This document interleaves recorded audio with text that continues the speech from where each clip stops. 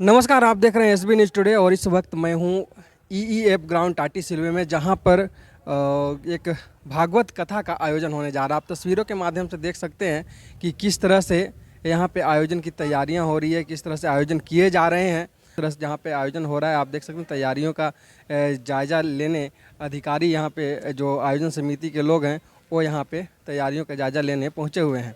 और देख सकते हैं तैयारियों की अगर बात करें तो जो टेंट लगना था वो टेंट लगाए जा रहे हैं, की जा रही क्या क्या तैयारियां हैं। आइए जानते हैं इनके जो अध्यक्ष हैं आयोजन समिति के राशेश्वर जी से, उनसे जानेंगे कि कब कब क्या क्या तैयारियां होगी, कब से कथा शुरू होगा और कौन लोग हैं जो कथा कहेंगे। तो आइए जानते हैं पहले उनसे क्या क्या इस कथा में होगा, तमाम चीज़ें जानते हैं। आइए ये जो आयोजन समिति के अध्यक्ष हैं उनसे।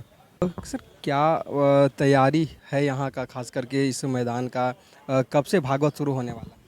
भागवत की कथा यहाँ पर इस मैदान में जो आयोजन किया जा रहा है, 14 तारीख को कलश यात्रा है और 15 तारीख से कथा 22 तारीख तक चलेगी। ये कथा का समय रखा गया है अपराह्न 3 बजे से और शाम 7 बजे तक। कौन आ रहे हैं कथा कहने? कथा के मुख्य कथावाचक हैं पूज्य श्री इंद्रेश जी महाराज, जो आज के युवा वर्ग में खास करके बहुत इनका नाम है और युवकों को ही बहुत ज़्यादा ही करते हैं, प्रभावित करते हैं। तो इसलिए इनका कथा का आयोजन टाटी सिलवे में रखा गया है। ये जो आए हैं ये कहाँ के हैं और इनको चुनने की वजह क्या है?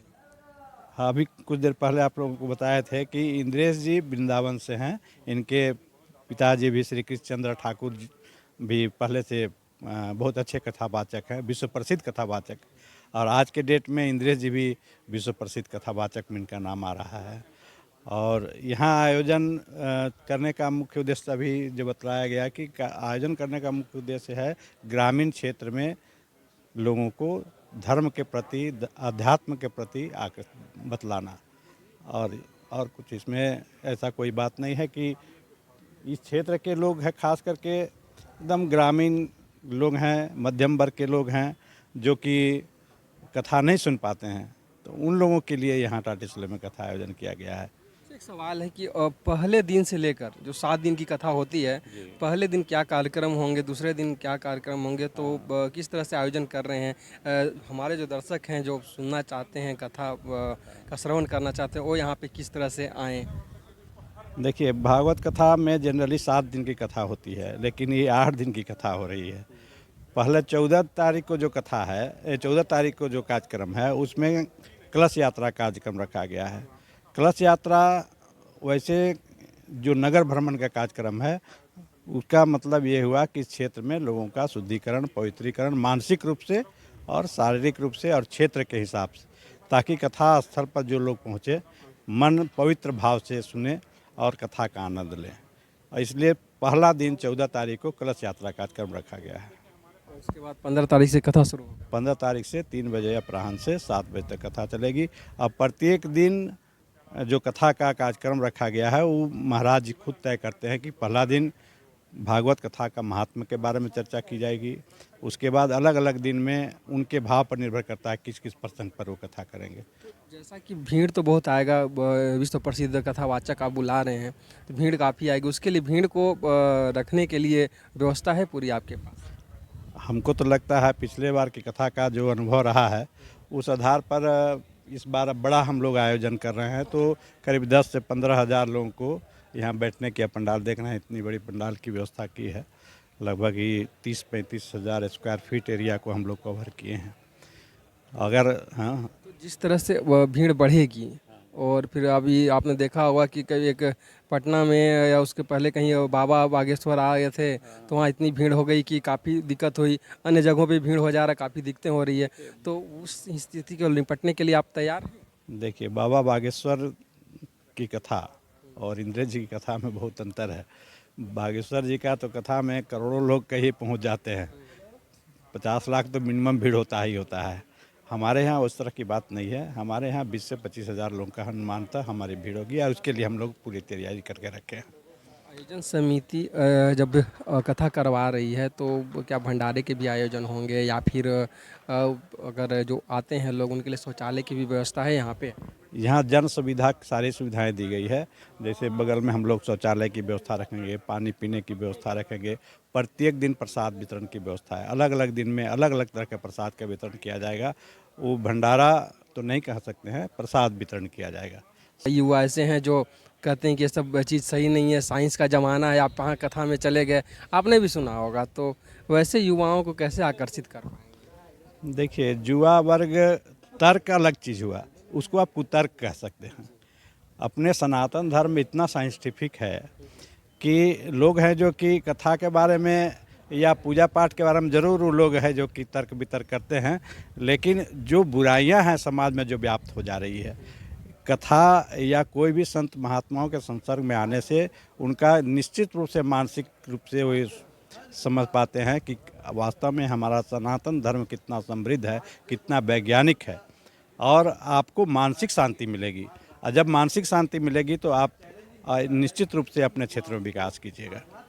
दर्शकों से क्या निवेदन करेंगे जो भक्त होंगे हमारे, जो आना चाहते हैं यहाँ पर, खासकर किस तरह से यहाँ, अगर मान के चलिए रांची से आते हैं या फिर अगर इस जगह हो रहा है, इतने विश्व प्रसिद्ध कथावाचक बुला रहे हैं, हो सकता है बाहर से भी लोग आएँ, तो कैसे आएँ इस जगह पर?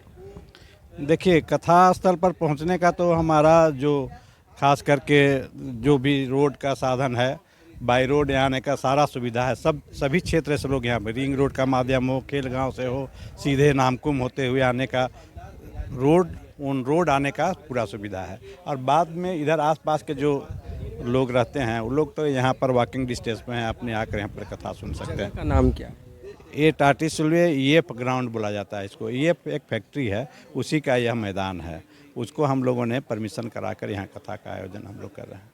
एक आखिरी सवाल, सुरक्षा बहुत ज़रूरी होती है, जैसा कि आपने कहा कि 3 से शाम के 7 बजे तक होंगे, तो महिलाओं की सुरक्षा ज़्यादा मायने रखता है, तो उसके लिए क्या व्यवस्था रखा है आपने? हम लोग अपने कार्यकर्ताओं को यहाँ पर सुरक्षा के बारे में लोगों को निर्देश दिया है, कैसे हम लोग को टैकल करना है। इसके अलावा प्रशासन से भी हम लोग ने आग्रह किया है, इसके लिए एसडीओ से, डीसी से, इसके अलावा जो यहाँ लोकल थाना होता है उन लोगों के साथ बैठक करके पुलिस बल का मांग किया गया है। महिला पुलिस भी रहेंगे उसमें, पुरुष बल भी रहेगा। प्राइवेट कुछ सिक्योरिटी हम लोग रखे हैं। पूरा पंडाल में सीसीटीवी का व्यवस्था रखे हैं ताकि कोई भी घटना घटे तो तुरंत उसको हम लोग टैकल कर सकें। इसका हम लोगों ने पूरा इंतजाम, पुख्ता इंतजाम करके रखा है। मतलब पूरा ये टाटी सिल्वे भागवतमय हो जाएगा, कृष्ण भगवान। हमने, हाँ, एकदम पूरा ये ब्रजधाम बन जाए। इसका हम लोगों ने नामकरण भी किया है, ब्रजधाम। ये जो एरिया पर जहाँ पर कथा हो रही है उसका नाम ही रखा है ब्रजधाम। और अलग अलग सेक्शन में भगवान के नाम से ही अलग अलग खंड बनाया गया है। 7 खंड है? 7 खंड हैं इसमें। कौन कौन नाम से? खंड का तो पूरा हम अभी नहीं बना रहे, आपको कुछ नाम जो याद हो? हाँ, हाँ, बाके बिहारी खंड है, राधा वल्लभ खंड है, और क्या है, राधा रमन खंड है। ऐसा 7 खंड है, हमको अभी पूरा नहीं बता पा रहे हैं। 7 खंड में बांटा गया है इसको। हाँ, और 7 खंड को कैसे हम लोग नियंत्रित करेंगे, हर एक खंड के लिए अलग अलग लोगों को वहाँ पर कंट्रोल में रखा गया है, ताकि वहाँ के क्षेत्र उन लोगों को बैठाएं। यहाँ पर ऐसा कोई बात नहीं लोग बोले जिससे लोगों को तकलीफ मिले। राधे राधे करके संबोधन करना है, उनको बैठाना है, ये सब यहाँ पर ख्याल रखा गया है ताकि लोग आनंद से कथा का यहाँ पर श्रवण कर सके, ऐसी व्यवस्था है। धन्यवाद सर। तो ये थे आयोजन समिति जो भागवत कथा होने जा रहा है ईईएफ ग्राउंड में, उनके अध्यक्ष, और इन्होंने साफ तौर पर कहा कि ये जो टाटी सिल्वे का ईईएफ मैदान जो है ना, वो ब्रजधाम बन जाएगा उस दिन जब से शुरू होगा, यानी कि 15 फरवरी से और 22 फरवरी तक यह कथा शुरू होने जा रही है। जो भी भक्त हैं वो यहाँ पे आएँ, और एक कह सकते हैं कि ऑन रोड यह ग्राउंड है, और वहाँ पे इंद्रेश जी महाराज जो आ रहे हैं बाहर से वृंदावन से, वो आएंगे यहाँ पे और सुनाएंगे कथा को। लेकिन अब देखना यह होगा कि इस तरह के कथाओं में युवाओं की भीड़ कितनी रहती है, क्योंकि युवा थोड़ा साइंटिफिक होता है, वो हर जगह साइंस को लेकर चलता है, और इन्होंने साफ तौर पे कहा कि सनातन धर्म से बढ़िया कह सकते हैं कि साइंटिफिक या वैज्ञानिक धर्म कोई है नहीं।